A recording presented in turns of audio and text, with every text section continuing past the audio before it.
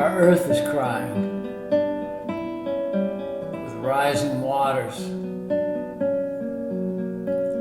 rising heat.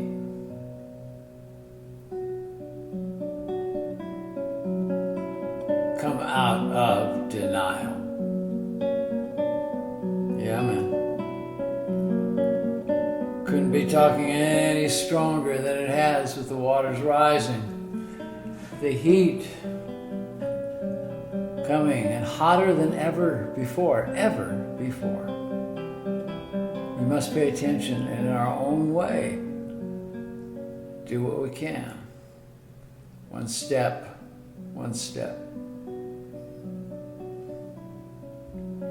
These are times of transition, and we're aware of it for sure. The Oracle, the Ching, speaks of it this week, of transition.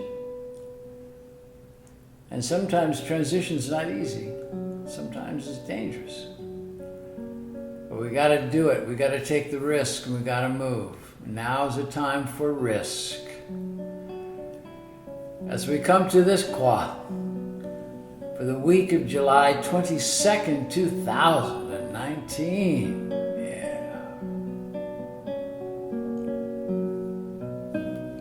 Number 29, Khan, the abyss. Above and below, the trigrams match. They represent the gorge, the precipice, the snare, the taking of risks, the danger of swift-flowing waters. Yeah, see what the swift-flowing waters represent to you in your life. Ideas, thoughts, feelings that run so fast that you want to hold on to the shore so you don't go. But don't hold on to the shore, man. Get into it. Let yourself flow. Let yourself go in and through. Be carried to the sea of your desires, to the sea of your wants, to the sea of love. Let go and trust. The wisdom says you're standing at the edge of the abyss of transformation. In the abyss lie all your fears. The beneficial choice is to pull them up and confront them. Ignore them, and you will be swept away into the pit. Be cautious to not fall into the pit. You're in transition, there's no doubt about it. And you can't rest on your laurels anymore. You can't fall back on your gifts of beauty or talent, intelligence, cleverness, strong health, abundance, and your silver tongue, right? That manipulation that you can do, where you can change people and change things, and you relied on it for a while, but now it is not working. In the past, it served you well, and it was not a bad thing. It allowed you to move through difficulties with aplomb. But the situation is different now. Things have changed.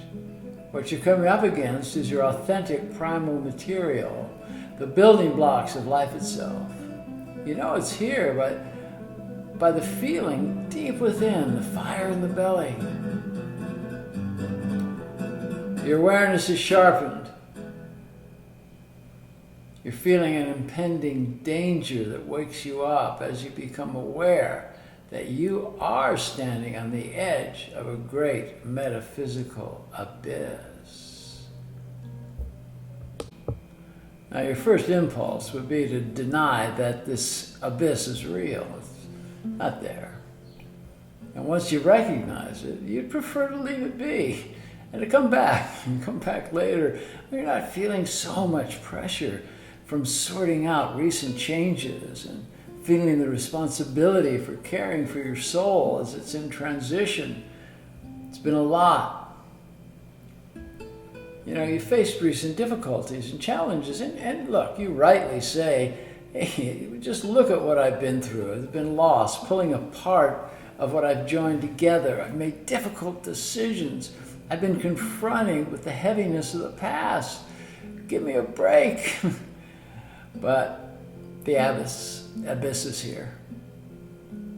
Through your diligence in curating change and of strengthening your foundation, you've entered into an arena where your primal self is exposed. And in your raw vulnerability, you're called upon to address your basic beliefs, your basic philosophies, and your basic emotions. It feels dangerous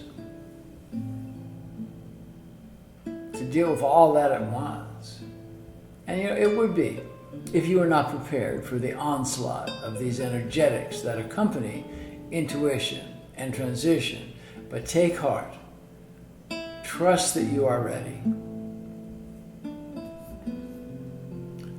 In the primal situation that lies in front of you, know that it's governed by the elementals, by an elementary force. That the earth herself is giving you, and is giving you permission to call on this storehouse of energy, the storehouse of light, the storehouse of love, and it's what you ask for. It's there. The inner sage can call on it, bring it up and use it.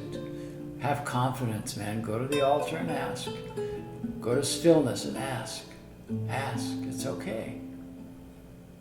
Ask the universe to help you. And it will. If you come in humility and make offerings. As you proceed with faith, have caution so you don't slip and fall into the abyss of the past, where you would revert to the confusion and the lack of surety that has impeded your journey. Be fully in the present. Gather your strength and confront this danger. It may be in your relationship or in your business, commerce, perhaps in the art, in your skills, or it could be your health. Deconstruct the danger. As you do, you're going to find it's not as big as the analytical mind would have you believe. You see, this is a transitionary period.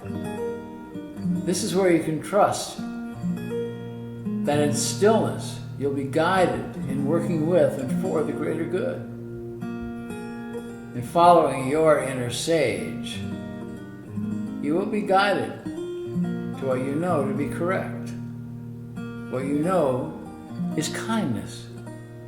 What you know is compassionate and is fair. Is fair. Opposition and danger, when confronted head-on, will release the warrior self and thus protect you and alleviate all fears. Count on that.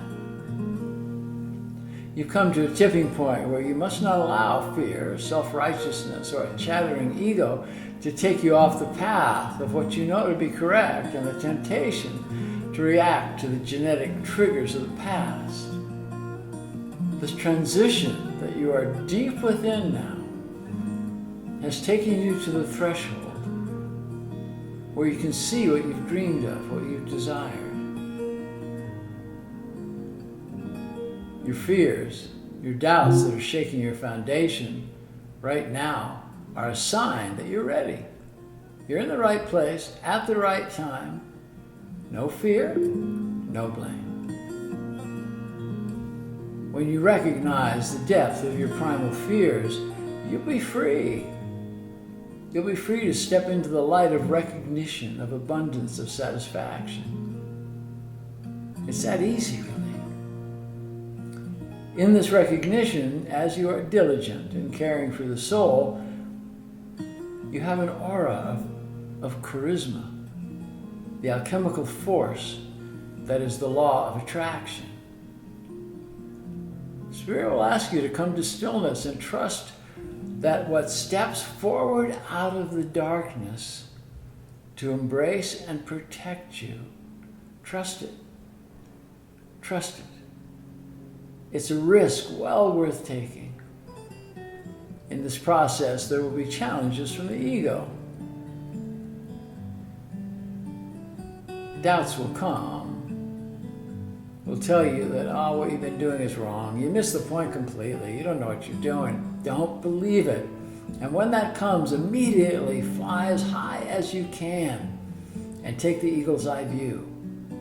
And looking down from this lofty place, you will see that your path was perfect all along. You see, it's brought you here now. There's an awesome strength that awaits you at the edge of an abyss, the one that you're facing. Here you're going to be asked to sacrifice thoughts, actions, things that have brought you comfort in the past and made you blind to what's necessary to be fully engaged in the risk of growth and recognizing what is in the abyss. Place on the altar of earth your old habits, old patterns, old ways of thinking, judgments, old associations that no longer serve you. They were a screen, you see. A screen that was blocking the path to contentment, to success, to abundance. By making sacrifices in humility, you gain honor, you gain place in your community, you gain place in your family and in your tribe. It's a place of honor. Not some big flying flag of ego, man, but it's humble. And you enter into an honorable place. It's grace, see? It's grace, graceful. You know, it's often helpful to observe people that you really respect, who have grace, who have strength, who are kind, who are compassionate, and let them school you, right? Just by your observation. See what they do, see how they do it, because we're all teachers for each other. Just go and let yourself be taught. There's so many people out there. And even if you feel it, man, go talk to them and ask, hey, how do you do that? And you'll be met with, I believe you'll be met with kindness if you approach with humility. You can ask for what you need.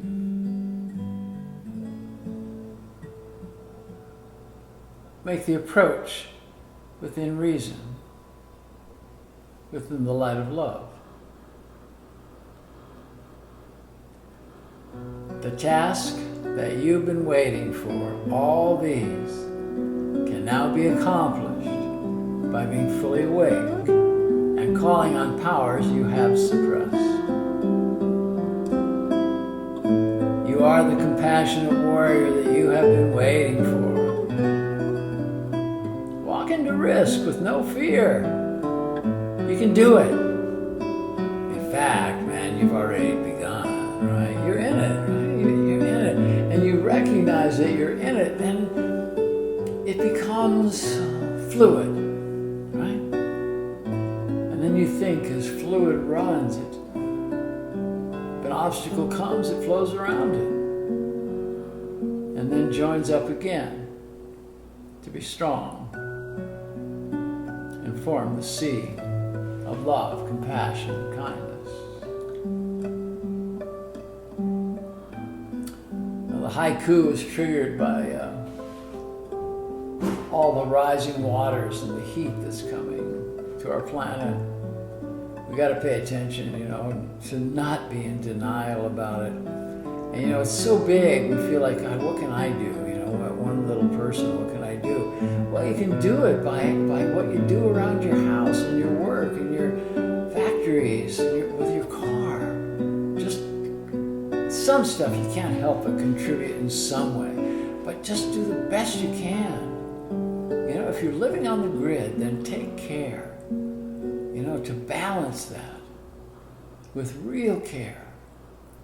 Care for her, for our Gaia, for the goddess of our earth.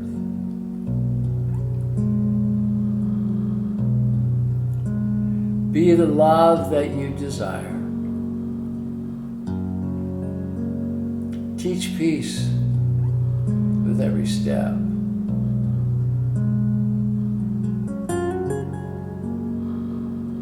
Listen to the voices of children and let them flow through you. Listen to the songs of the birds. Listen to the song of the trees. Listen to the strength and the tones of the rock people standing solid on the earth. It's all there to be heard, to fill you.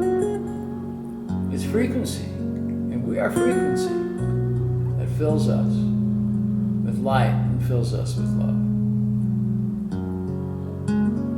You are the warrior that you've been waiting for. And you're strong and you're compassionate. So pull your sword of love. Cut away all that doesn't work.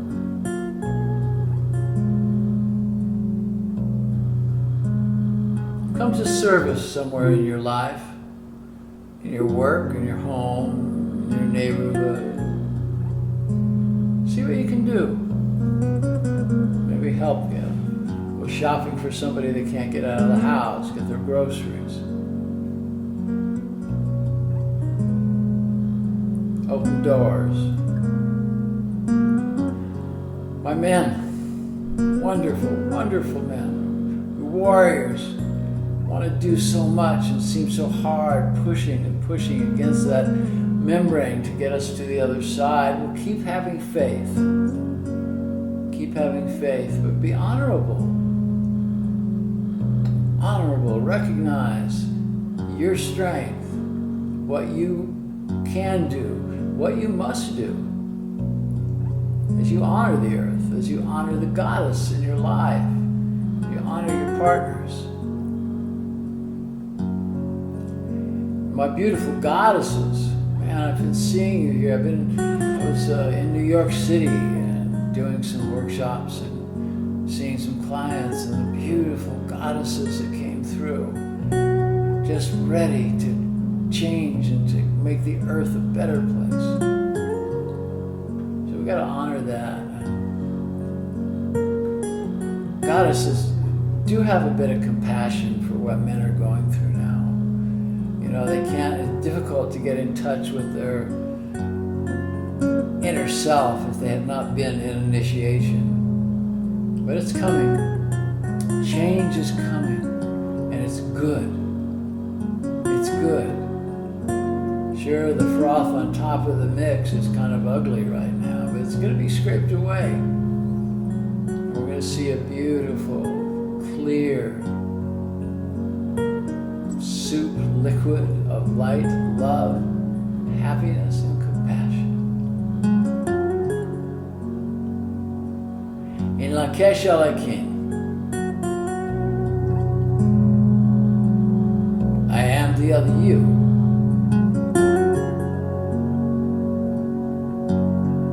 And I like it that way. Yes, I do. Namaste to they. Namaste to y'all.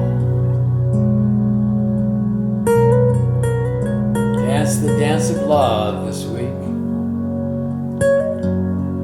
And sing the song of compassion. I send you all the love that I can muster. It's what I feel when I write the Ching, knowing it's going to you. So be in the dance of love and say words of kindness and compassion wherever you go. Namaste. Namaste. Yeah. Aho!